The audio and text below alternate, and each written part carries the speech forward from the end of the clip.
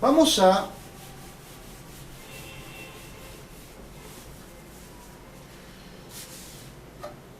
nosotros estamos hablando entonces de qué es hablar, qué es el psicoanálisis. Tenemos la palabra, hablar, la voz. No se olviden lo que Lacan va a llamar el parletre o la letra ser, sería. Freud hablaba en uno de sus primeros artículos de la cura por la palabra. Lacan se pregunta qué es la curación, y en uno de sus seminarios responde: la realización del sujeto por una palabra que viene del otro y nos atraviesa.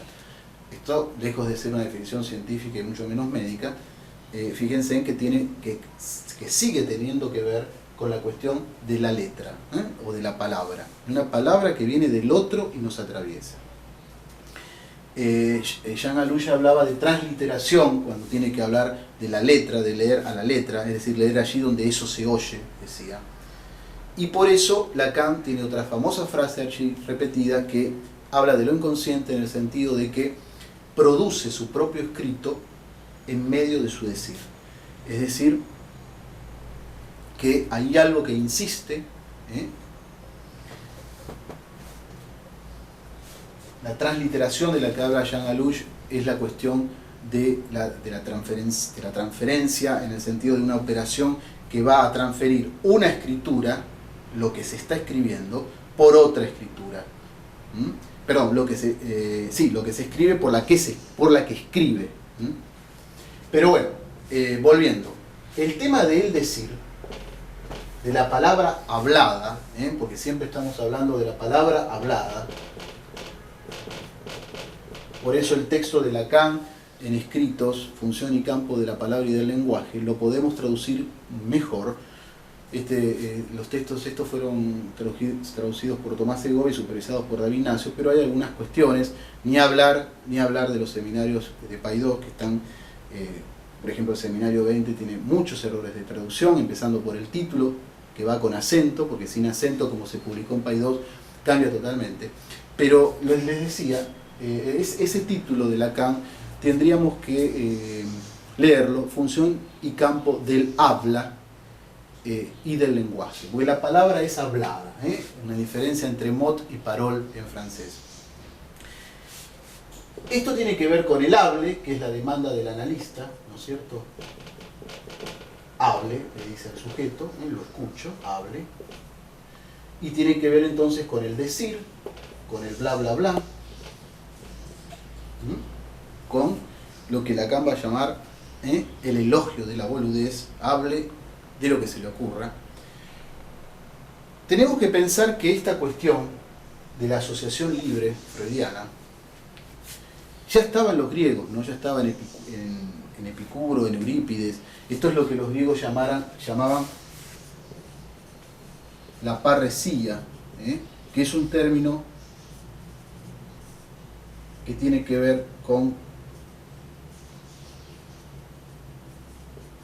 pan todo, y decía decirlo, decirlo todo, es decir, el fenómeno de la asociación libre, el descubrimiento freudiano de la asociación libre, no el descubrimiento sino el método, ya estaba en los griegos, es la parresía, el decirlo todo, ya lo habían inventado los griegos. Esto tiene que ver no solo con el flujo asociativo, sino con lo que también los griegos van a llamar, voy a poner el otro color, la aletheia, que Heidegger lo va a traducir como desocultamiento. Y estas dos cosas nos remiten a algo en el orden del decir, en el orden de la verdad. La verdad no es contraria para nosotros a la mentira.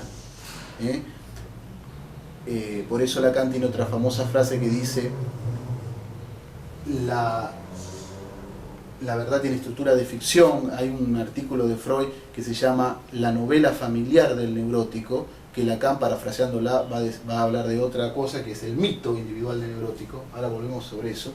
Pero la verdad no es opuesto a la mentira. La verdad tiene que ver con algo en el orden del desocultamiento, del decirlo todo, en el orden de de la poiesis como método de producción. La poiesis, por eso el psicoanálisis está más cerca de la poesía que de la ciencia, porque hay una poiesis, una producción del sujeto. Voy a borrar acá otra vez.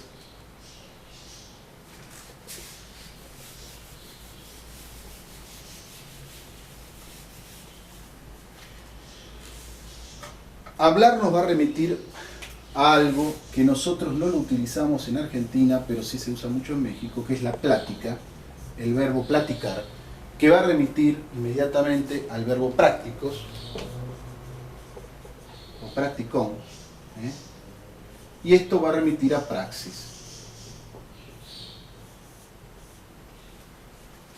Es decir, praxis es una palabra que en 1438 se definía como el trato con la gente, y después en 1498 se definió como conversación, por eso plática. Les voy a leer algo que Lacan dice en la conferencia del 6 de julio del 76. Dice: la lingüística es aquello por el cual el psicoanálisis podría engancharse a la ciencia, pero el psicoanálisis no es una ciencia, es una praxis. Ustedes saben que praxis quiere decir práctica, ¿no? En términos rápidos, aparte de todo lo que estamos diciendo. Pero Lacan la va a definir a la praxis en el seminario 11 y va a decir que es la acción humana que posibilita al sujeto tratar lo real mediante lo simbólico. No se olviden que cuando hablábamos de cuerpo, hablábamos del entramado de estos tres registros, y habíamos dicho que lo simbólico va a modificar lo real, el cacho de carne. Lo simbólico es la lengua, la palabra, la voz, la pulsión que le va a donar el otro también. Obviamente hay un real lenguaje, ¿no? Pero cuando Lacan entonces dice en el seminario 11, la praxis es la acción humana que posibilita al sujeto tratar lo real mediante lo simbólico, nos está dando incluso una definición del síntoma y una definición del sufrimiento y del goce y de la pulsión, que es lo que golpea nuestras puertas cuando viene un paciente. Hay una definición que va a dar Isidoro Beck, que no la tiene creo publicada, pero la escuché una vez en una de sus charlas, para definir al psicoanálisis en relación con esto de la praxis. Él va a decir que el psicoanálisis es una praxis fundada en un mito que opera con un saber. Estas son tres palabras rápidas que hay que subrayar.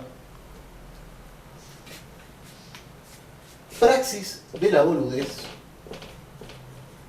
de la tontería, lo decimos rápidamente. En el Edipo ya sabemos de qué se trata, del mito edípico, del mito, no del complejo. Edipo no es un complejo, Edipo no tuvo ningún complejo, Edipo se curtió a la madre y mató a su papá. El complejo en psicoanálisis se llama decastración, tiene que ver con la novela familiar, con la novela o el mito individual del neurótico, de cada sujeto, de cada caso.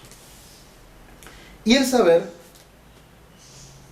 tiene que ver con un lugar de lo inconsciente. Podríamos poner inconsciente, lugar de saber. Y por supuesto también tiene que ver con un sujeto supuesto al saber.